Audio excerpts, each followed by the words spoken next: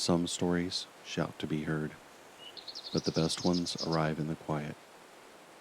Welcome to Tales from Timber Creek, where every lantern glow, every mountain trail, and even the falling rain has a gentle story to tell.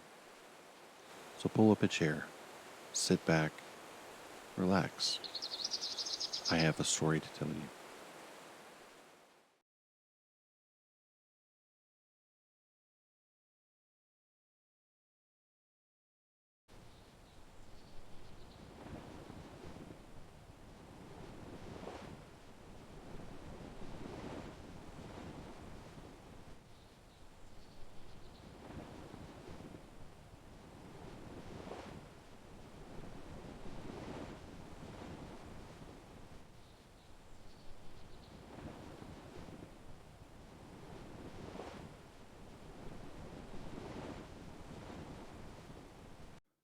The Liberty Tree.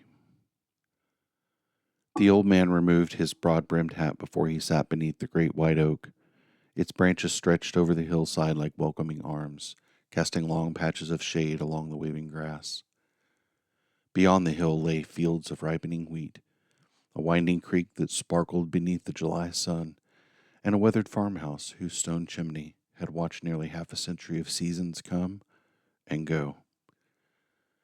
The air smelled of clover, fresh-cut hay, and summer rain that had passed during the night. Children's laughter drifted up the hill. "Nathan!" one of them called. The old man smiled. "I've been waiting." 6 grandchildren hurried toward him carrying blankets, baskets, and little wooden cups of cider. The youngest scrambled onto the broad roots of the oak while the oldest leaned comfortably against its trunk. Every 4th of July they gathered beneath this tree. Every year the story was the same, yet somehow it was never the same, because each year the children were older, and each year Nathan Harper found another memory waiting among the branches.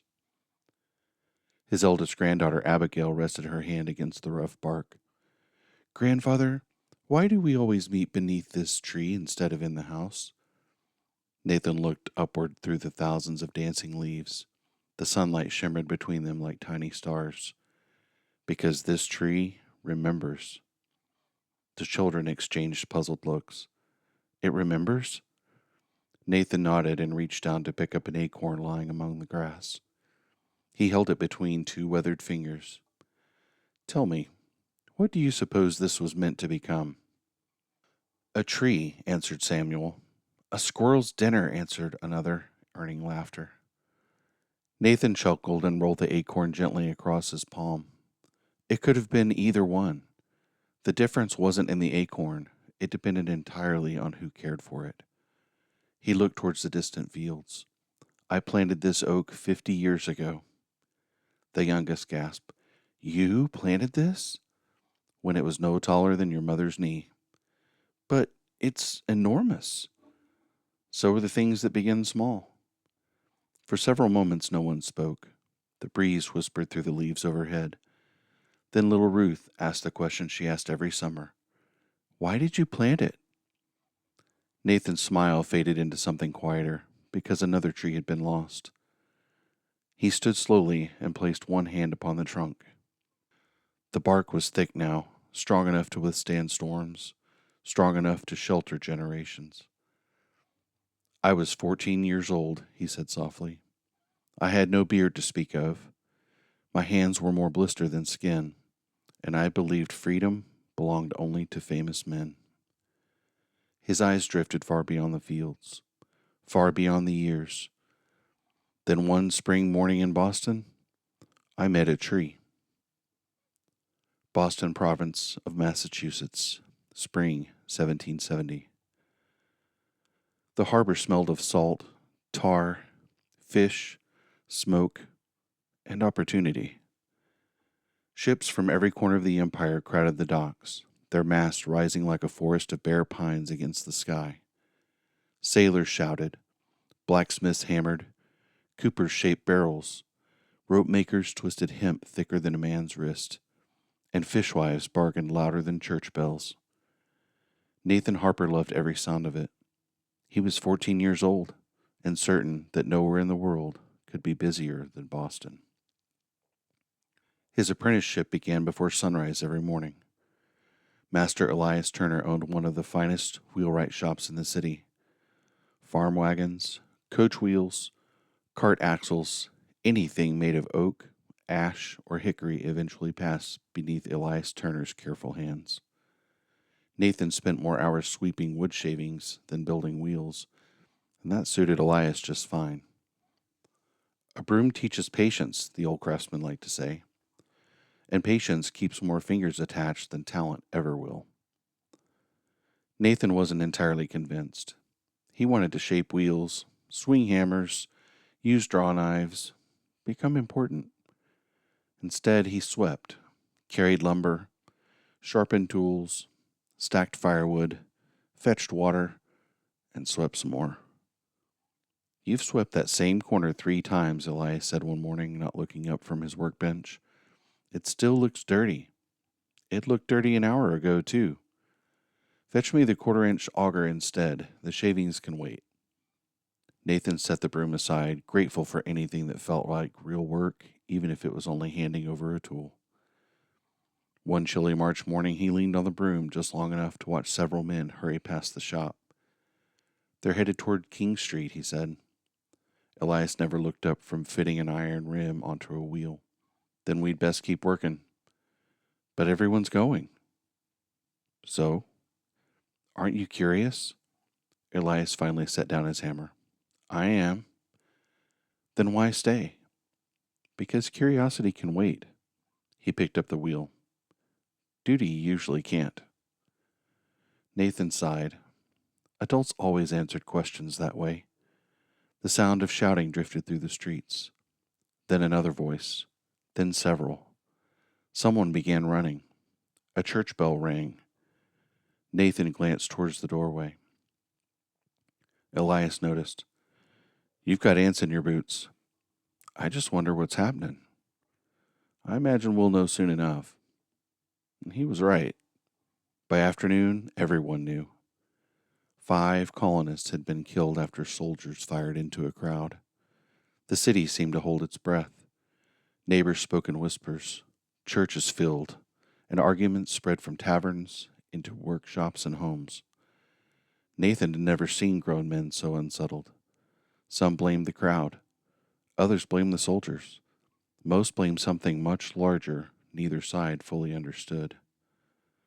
That evening, Nathan found Elias sitting outside the workshop, sharpening a plain iron, though it scarcely needed sharpening. The old craftsman stared towards the fading light. Master? Are we going to war? Elias remained silent for a long time. I pray not. But could we? The old man looked towards Boston Harbor. Wars don't begin when muskets fire. Nathan frowned. When then?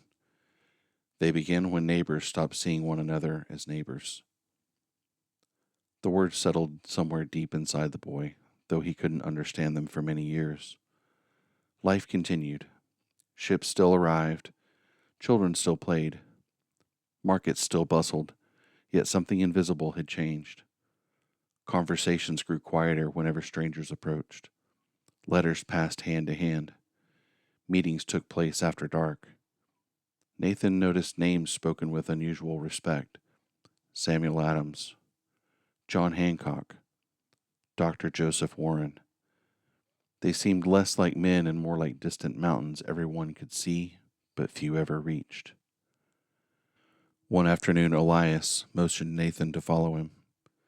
They walked several streets until they reached an enormous elm standing near the edge of town.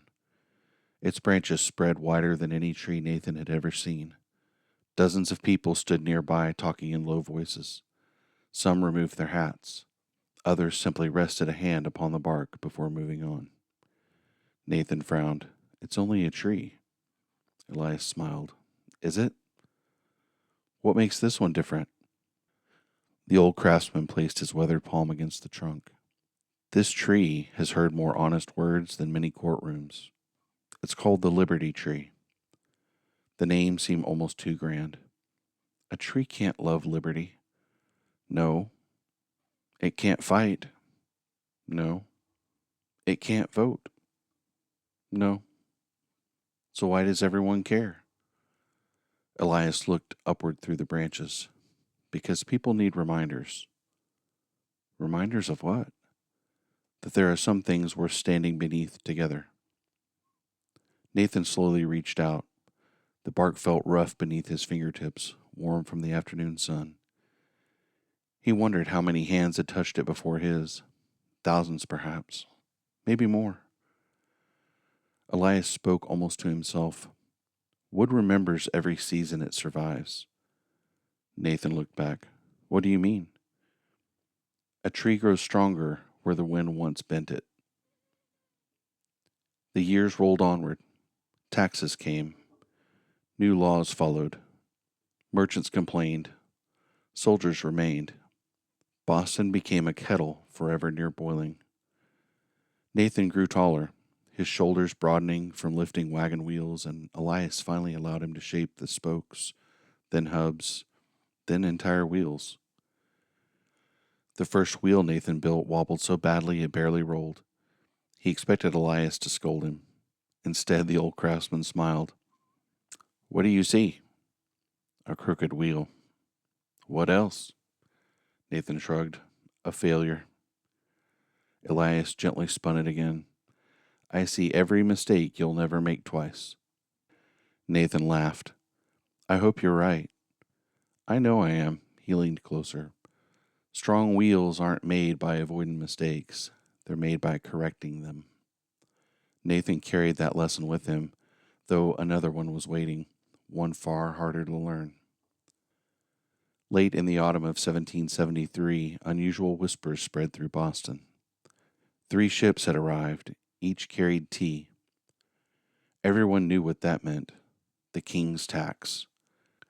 The streets grew strangely quiet, not peaceful, expectant, like the woods before a thunderstorm. Meetings became larger. Crowds gathered beneath the Liberty Tree. Nathan accompanied Elias one evening. Hundreds stood listening. No one shouted. No one laughed. Faces reflected determination rather than anger. As they walked home beneath a cold December sky, Nathan finally spoke. Do you think they'll unload the tea? Elias shook his head. I don't know. What happens if they do? The old wheelwright answered with unusual gravity. Then history will turn. Nathan considered that. What if they don't? Elias smiled faintly. History will turn anyway. On the evening of December 16th, Nathan had just banked the fire in the word shop when the hurried footsteps echoed outside. A neighbor burst through the doorway. They're headed to Griffin's Wharf. Nathan looked toward Elias. The old man quietly removed his leather apron. For the first time since Nathan had known him, he closed the workshop before dark. Come along. They joined hundreds moving silently through the snow-dusted streets. No music, no cheering, only determined footsteps. The harbor lay ahead beneath a moonlit sky, ships rocking gently against their moorings.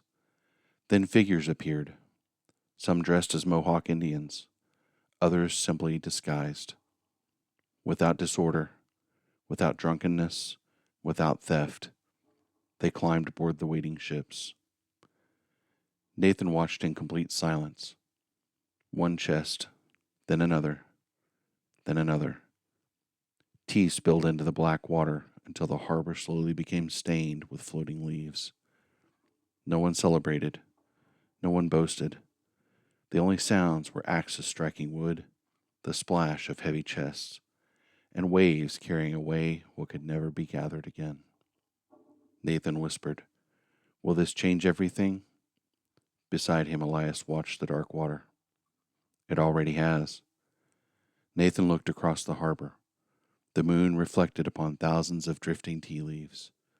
He could not know that he was watching the closing of one chapter and the opening of another. Nor could he know that within 2 years, the Liberty Tree itself would fall beneath British axes, or that before long, he would plant a different tree, one that would outlive him.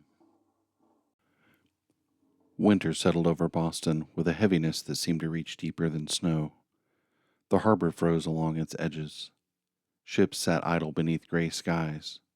The tea was gone, and the silence that followed proved louder than the crashing of every chest into the water.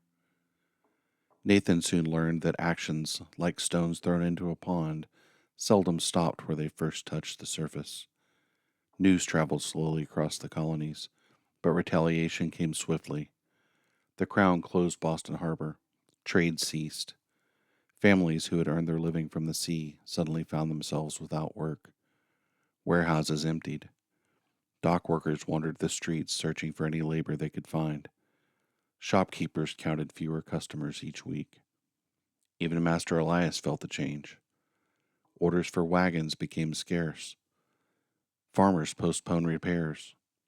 Merchants could no longer afford new carts. One afternoon, Nathan studied the nearly empty order book lying on the workbench. There were only 3 names. Elias nodded.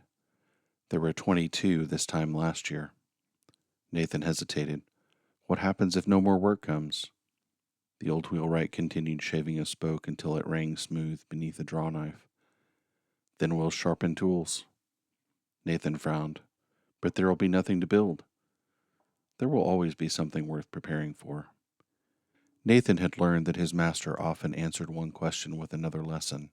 Still, he wondered how sharpened tools could fill empty stomachs. The hardship spread beyond Boston. One cold morning, wagons began arriving from neighboring colonies. Some carried flour, others brought salted meat, firewood, blankets, beans, candles, and barrels of grain. Nathan watched men unload supplies outside the meeting house. A farmer from Connecticut shook hands with a fisherman from Boston as though they had been neighbors all their lives. A woman from Rhode Island embraced a widow she had never met before. No speeches were made. No banners waved. People simply helped. Nathan whispered, "Why would strangers bring us food?" Elias smiled. "They're not strangers anymore." Nathan looked around. "They've never even met." The old craftsman rested a hand on his shoulder. Hardship has a curious way of introducing people. That spring, the roads became busier than ever, not with merchants, but with soldiers. British regulars marched in bright scarlet coats, columns stretching farther than Nathan could see, the rhythmic beat of drums echoing against brick buildings. Children stopped playing to watch them pass. Women closed shutters. Conversations ended until the soldiers disappeared from view. Nathan had once admired the polished muskets and gleaming brass buttons. Now he noticed something else: the faces. Many of the soldiers looked scarcely older than himself. Some appeared frightened, others exhausted. One evening he asked Elias the question that had been troubling him. "Are they evil men?" The old wheelwright set aside a wheel hub. "No. They're the enemy, aren't they?" "They may become enemies." "Aren't those the same thing?" Elias slowly shook his head. "No, Nathan." He looked towards the street where the last of the soldiers disappeared around the corner. Never forget that a man can wear the wrong uniform without losing his humanity. Nathan thought about that for a long time. It would become one of the hardest lessons of his life, and before the year was out, one he would have to live rather than simply bear. By April of 1775, rumors traveled faster than wagons. British troops were said to be preparing to seize colonial supplies stored in the countryside. Messengers came and went at all hours. Lantern signals, horsemen, whispers. Every tavern buzzed with speculation. On the evening of April 18th, Nathan and Elias finished repairing a farmer's wagon well after sunset. As they extinguished the lamps, hurried hoofbeats thundered down the street. A lone rider raced past. Another followed, then another. The urgency in their faces needed no explanation. Something had begun. A man Nathan recognized from the meetings beneath the Liberty Tree pulled his horse up short outside the shop. "Turner, I need a rider who knows the Lexington road." Elias's hands stilled on the lamp wick. "My roads are Boston streets. I haven't ridden the Lexington Road in 10 years. I know it, Nathan said before he had decided to say anything at all. I've driven wagons out that way twice this spring. The rider looked at him, 16 now, tall enough to pass for older in poor light, and seemed to weigh something quickly. The Hartwell family needs warning before the regulars reach them. Can you ride it in the dark? Nathan's mouth had gone dry. He glanced at Elias, half hoping the old man would forbid it, and half hoping he wouldn't. Elias said nothing for a long moment. Then he reached for his own coat instead of Nathan's. I'll ride with him as far as the fork. He goes on alone from there. He knows the last mile better than I do now. It was not permission so much as a decision already made. Nathan understood, without being told, that this was Elias trusting him the way a man trusts another man, not a boy. The ride out of Boston was the longest hour Nathan had ever known. The dark pressed close on either side of the road, and every sound, an owl, a loose stone under the horse's hoof, his own breathing, seemed loud enough to carry for miles. Twice he thought he heard hoofbeats behind him, and twice it was nothing. At the fork, Elias reined in. Go on, the old man said. I'll wait here till you're back or till dawn, whichever comes first. Nathan did not trust his voice, so he only nodded and rode on into the dark alone. He would remember years later that fear had not left him for a single mile of that road. It had simply stopped being the thing he listened to. He reached the Hartwell farm a little after midnight, delivered the warning to a man in his nightshirt holding a lantern with a shaking hand, and turned back towards the fork before the family had finished waking their children. Elias was still there, exactly where he said he would be. Neither of them spoke much on the ride home. Near the edge of town, Elias finally said, Well, I was frightened the whole way, Nathan admitted. Good, Elias said. A man who isn't frightened on a night like that hasn't understood what's happening. He was quiet for a moment. But you win anyway.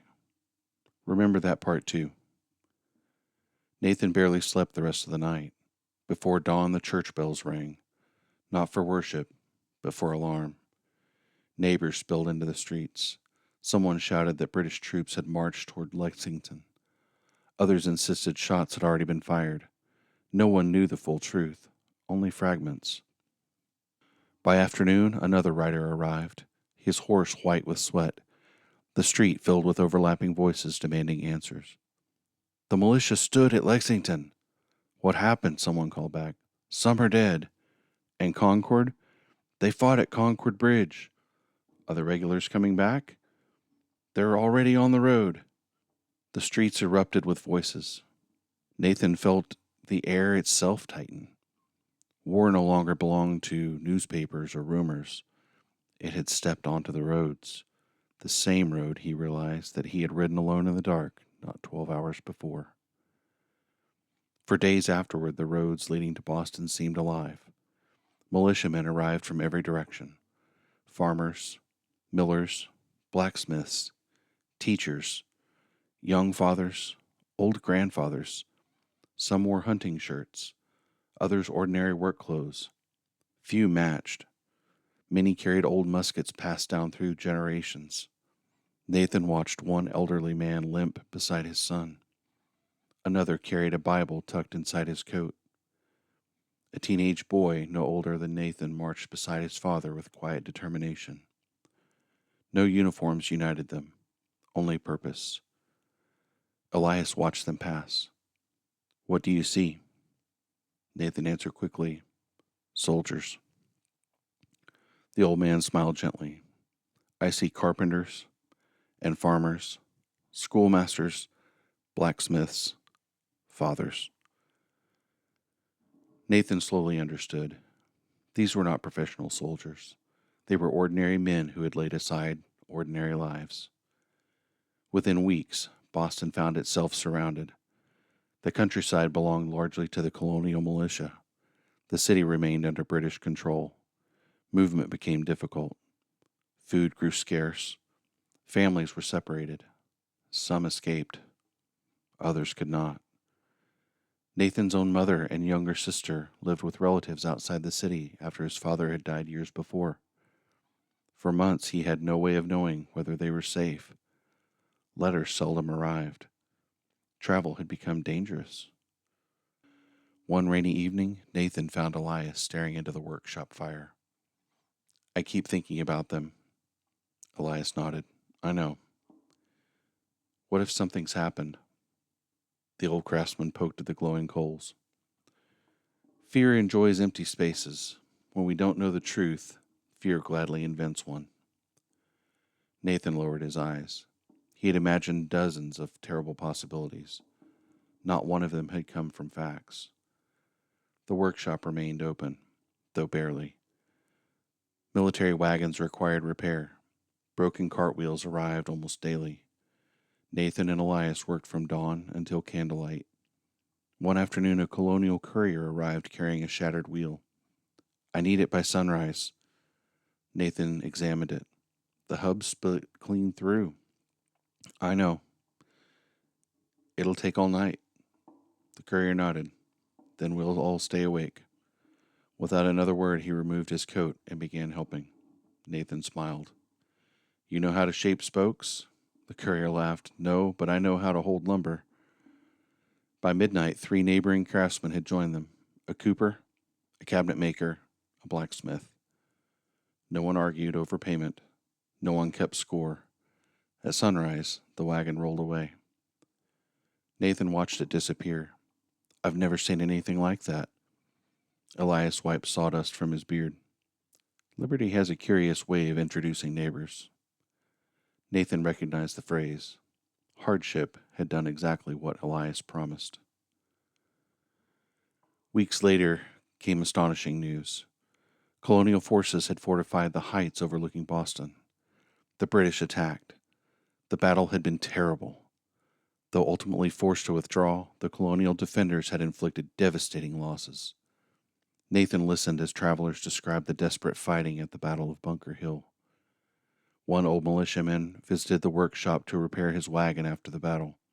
His sleeve hung empty where an arm had once been. Nathan hesitated before speaking.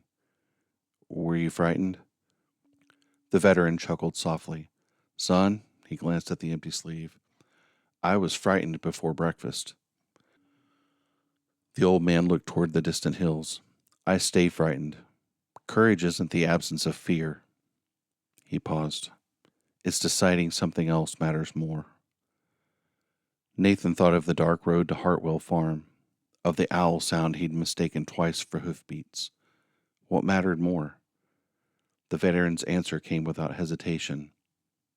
The boy standing beside me. That evening, Nathan repeated those words to Elias. The old craftsman nodded. Most people think history is made by extraordinary men. It isn't? It is, Elias said and smiled. The surprising part is how many ordinary people become extraordinary when someone beside them needs them. Months passed. Summer gave way to autumn. Autumn surrendered to winter. The siege continued. Nathan had become a skilled wheelwright now. His hands no longer blistered. His work carried the quiet confidence of experience. Yet something else had changed. He noticed people differently. The widow who baked extra bread, though she had little flour herself. The minister who visited every sick family regardless of politics. The young boy carrying water to exhausted workers. The blacksmith repairing tools without charge. The woman who mended uniforms long after midnight. No one expected applause. None expected history to remember them. Yet Nathan began to suspect that history leaned upon such people far more than it admitted. Then, early in 1776, remarkable news spread through Boston. During the night, colonial forces had quietly fortified the commanding heights overlooking the city. When dawn broke, British officers stared in disbelief. Cannons overlooked the harbor. The balance had changed. Within days, preparations for evacuation began. One morning, Nathan stood beside Elias overlooking the harbor. British ships filled the water. Families boarded vessels. Soldiers marched towards the docks. The occupation that had seemed permanent was ending. Nathan watched in silence. Is it over? Elias slowly shook his head. No. It feels like a victory. No, it is. Then why do you sound worried? The old wheelwright rested both hands atop his walking stick. Because winning a battle and deserving a victory aren't always the same thing. A man can defeat his enemy and still lose himself. The words settled heavy between them. Nathan sensed there was more. There will come a day, Elias continued quietly, when this war ends. I hope so. Well, so do I. But another struggle will begin the very next morning. Nathan frowned. What struggle? The old craftsman looked toward the busy streets where neighbors were already rebuilding homes and businesses. The struggle to remain the sort of people worthy of the freedom we've sought. The breeze stirred the harbor. Nathan followed the departing ships until they disappeared into the gray horizon. Only then did he notice something missing from the skyline. The great Liberty tree had been cut down by British soldiers during the occupation. Where once its mighty branches had stretched above Boston, only an empty space remained. Nathan stood motionless. He had never imagined that something which seemed so permanent could vanish. Beside him, Elias removed his hat. Neither man spoke. At last, Nathan whispered, They destroyed it. Elias nodded. They felled the tree. Nathan felt an unexpected grief. It was only wood. The old wheelwright looked at him with gentle eyes. Yes. Then he smiled. And no. Nathan stared at the empty place where the tree had stood. For the first time, he understood that symbols matter because they remind people of truths too easily forgotten. The tree was gone, but the idea that it had sheltered was very much alive.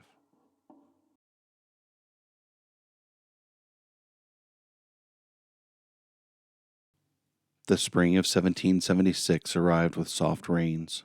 The fields beyond Boston, scarred by marching armies and hastily built earthworks, slowly started to turn green again. Grass crept across abandoned camps. Songbirds returned to hedgerows that had echoed with cannon fire only weeks before. The world, Nathan noticed, possessed a quiet determination to heal. He wondered if people did as well. Master Elias handed Nathan a folded sheet of paper one cool April morning. Nathan opened it cautiously. Inside was written, "You finished your apprenticeship." Nathan looked up in surprise. So soon? The old wheelwright smiled. You've been asking to build wheels since you were 14. You've been building good ones for over a year. I simply wanted to make certain your patience caught up with your talent. He extended his hand. Nathan accepted the weathered hand. It was the first time Elias had ever greeted him as one man greets another. No longer a boy. No longer merely an apprentice. A craftsman. The workshop felt strangely quiet that afternoon. Nathan walked slowly among the benches where he had spent 6 years sweeping, learning, failing, trying again, and discovering that almost every worthwhile thing required more time than he had first imagined. Near the doorway stood a small wooden box. What is this? Elias carried it outside. Inside rested a young white oak sapling, its slender trunk scarcely thicker than Nathan's thumb, its roots wrapped carefully in damp burlap. Nathan smiled.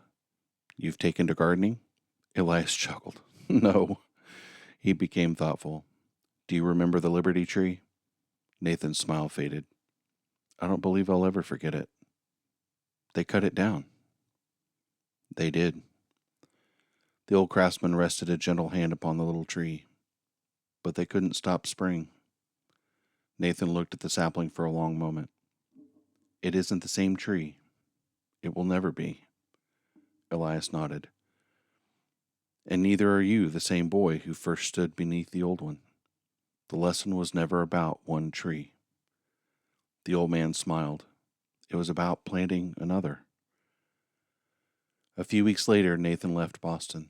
His tools rode in the back of a sturdy wagon he had built with his own hands. Beside them rested the young white oak. He traveled westward through villages, still recovering from war. Many homes bore scars. Stone walls had crumbled. Fields waited to be replanted. Yet everywhere he stopped, he found people rebuilding. A blacksmith repairing plows, children replacing split fence rails, women tending gardens beside homes that still lacked windows. No one pretended the hardships had not happened. They simply refused to let hardship have the final word. Nathan often heard Elias's voice in his thoughts. Strong wheels aren't made by avoiding mistakes. A tree grows stronger where the wind once bent it. The struggle is becoming people worthy of freedom. He realized that his old master had never been speaking only about wood. Nathan eventually settled beside a winding creek in western Massachusetts. It was not a grand place, no bustling harbor, no crowded streets, only rich soil, clear water, maple groves, and gentle hills that blushed gold each autumn. There he built a modest wheelwright shop. The sign above the door simply read, Nathan Harper, wheelwright. His first customer was an elderly farmer whose wagon had lost a wheel crossing the creek. Nathan repaired it before sunset. The farmer reached for his coin purse. Nathan noticed the man's weathered hands, hands that reminded him of countless men who had marched to Boston years before. Keep your money. The farmer looked surprised. I can't. You've got children? 6. Nathan smiled. Then buy them flour. The farmer insisted on paying something. After much discussion, Nathan accepted only half a loaf of bread. That evening he laughed aloud. Master Elias would have approved. The next morning, Nathan carried the little white oak to a hill overlooking the creek. He dug the hole himself. The soil smelled rich with spring. Birds sang from nearby branches. He placed the sapling carefully into the earth. For several moments he simply stood there. The little tree seemed impossibly small, almost fragile. Nathan remembered the towering Liberty tree in Boston. How could this ever become anything like that? Then he remembered something else.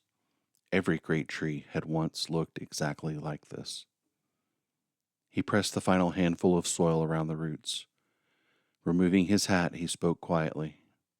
May those who come after us find better shade because we cared for the roots. No one heard him except the wind. Sometimes Nathan thought that was enough. Years slipped by quietly. Nathan married a kind young woman named Hannah. Together they raised children. The little wheelwright shop became known throughout the country for honest work rather than quick work. Whenever apprentices came seeking employment, Nathan greeted them exactly as Elias once had. The first tool they received was not a hammer. It was a broom. Many complained. None understood. Not at first. One afternoon, a new apprentice leaned against the broom with obvious frustration. When do I get to build wheels? Nathan almost laughed. Instead, he answered exactly as Elias once had. A broom teaches patience. The young man groaned. Nathan smiled to himself. Some lessons deserved repeating. The oak grew. 5 feet, 10, 20. Children climbed its lower branches. Birds nested among its limbs. Travelers rested beneath its shade. One summer afternoon, Nathan discovered 2 strangers eating lunch beneath the tree. They apologized quickly. We didn't mean to trespass. Nathan smiled. You didn't. One of the travelers looked upward. Fine tree. Nathan rested his hand against the trunk. It belonged to someone else before it belonged to me. The men looked puzzled. Nathan simply smiled. Some stories required more time than strangers possessed. As the years passed, America continued growing. New roads stretched westward. New towns appeared. Old wounds slowly healed, though never completely. Nathan lived long enough to see disagreements return. Neighbors argued over politics. Some spoke harshly of one another. Others insisted only their version of the young nation was correct. One evening, his eldest son returned from town angry after a heated argument. "They're ruining everything." Nathan looked up from shaping a wagon spoke. "Who?" "The other side." Nathan laid the spoke upon the bench and walked outside without another word. His son followed. Together they stood beneath the great white oak. Nathan pointed upward. "Tell me something. Which branch keeps this tree alive?" His son looked puzzled. "The whole tree does." "No, the roots." Nathan nodded. "Branches often grow in different directions." His son looked into the spreading canopy. "They do." "They even cast different shadows." "Yes."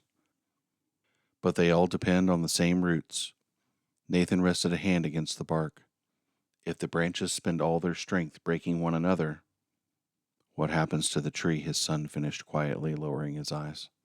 "I understand," he said. Nathan smiled gently. "I hope so."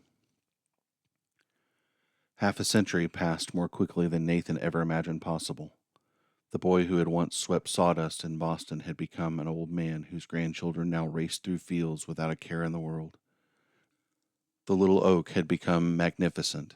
Travelers used it as a landmark. Children believed it always stood upon the hill.